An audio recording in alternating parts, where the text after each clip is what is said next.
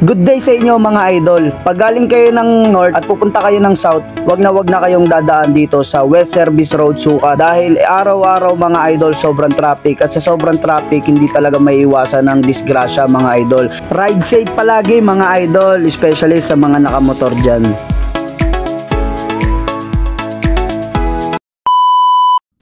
So yun mga idol, no? So galing tayo ng Merville, Pasay at dito tayo dumaan sa West Service Road.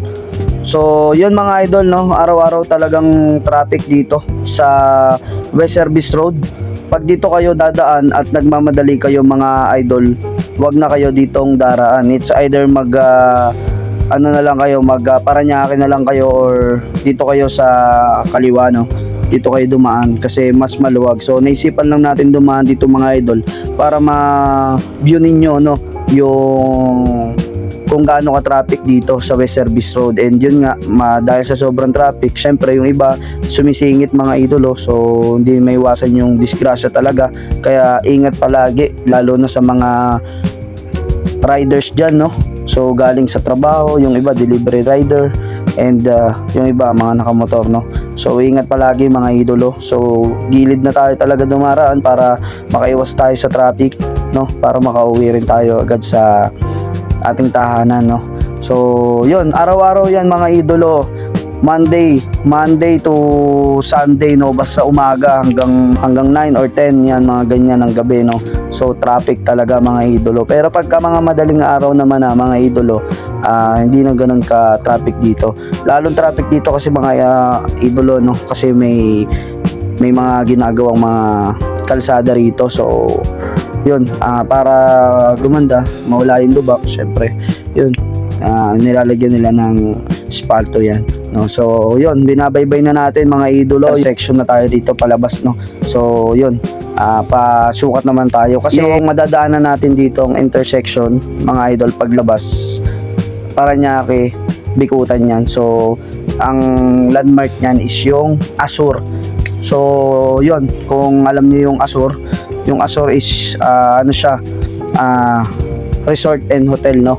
So ayan yung Azur, and yun, pababa na tayo dyan. So dire-diretso lang yan mga idolo, no? Pag galing kayo ng north at dito kayo daraan sa West Service Road, dire-diretso lang yan hanggang Pilinbes, Muntinlupa, hanggang Laguna, no? Dire-diretso lang mga idolo. So yung mga pa-north, kita nyo naman sa left side natin, talagang traffic yan, no? So kaya wag nyo nang tangkayin dito dumaan. Ayan, pinicture ko lang mga idolo ito para may idea kayo, no, kapag ka magpapasouth kayo, no? So yun, ito na tayo, no? Nasa tapat na tayo ng Azur entrance. Sa mga bagong pasok dyan mga idolo, no, pa-follow naman ang ating account, and yun, pa-share na rin mga idolo para makatulong tayo sa mga small content creator natin, no? So kagaya ko, and sa mga content creator mga idolo. And yun, pa-subscribe na rin sa YouTube channel ko, ako si MD Vlogs, and pa-follow na rin sa aking TikTok account, ako si MD Vlogs. So yun mga idolo, no, andito na tayo sa Alabang Exit Expressway, no? So paliko na tayo dito, pa North Gate na tayo nito mga idolo, no? And natsempohan lang natin dito sa kahabaan ng West Service Road na ito is wala talagang traffic mga idolo. Makikita nyo naman sa video yan mga idolo, wala siyang traffic, no? So yun nga lang talaga mga idolo, isa sa mga advantage kasi talaga ng motor, lalo na kapag gamit mo siya sa trabaho, malaking tulong din siya mga idolo.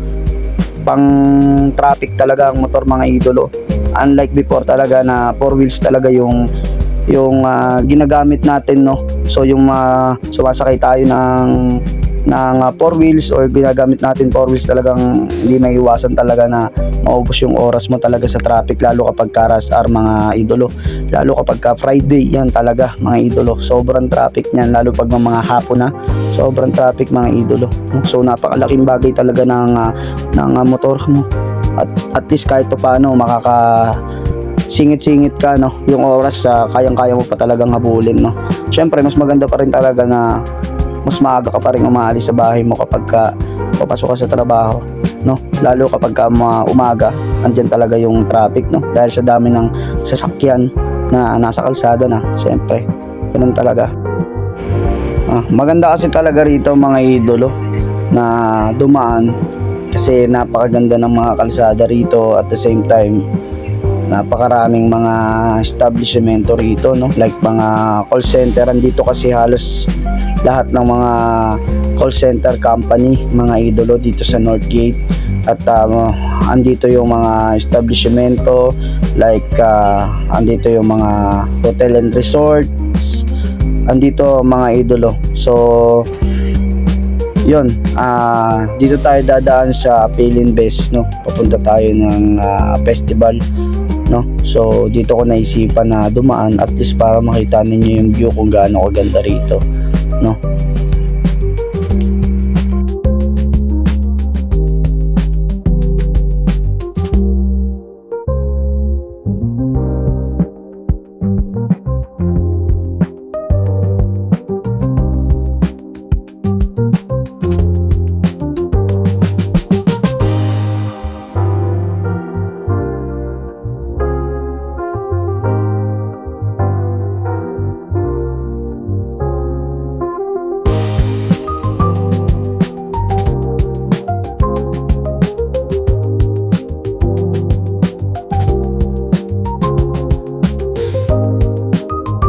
Dito na tayo mga idolo sa festival mall. Ayan yung parking nandito sa right side. May mga slot ng mga motor dito and 4 wheels, and yun, pababa na tayo, no?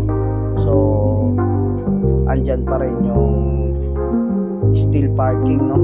So steel parking yan ng mga 4 wheels tsaka ng mga motor dito sa left side, ano? So yung shopwise, ayan. So ayan na yung festival mall. So magkatabi lang sila mga idolo ng landmark, no? Halos magkadikit lang sila, kaya medyo malaki yung mall dito sa. At dahil andito na tayo mga idolo, hanggang dito na lang muna ang ating video. At maraming salamat sa mga nag-watch ng video nito, and yun lang mga idolo. See you on my next vlog. Bye bye.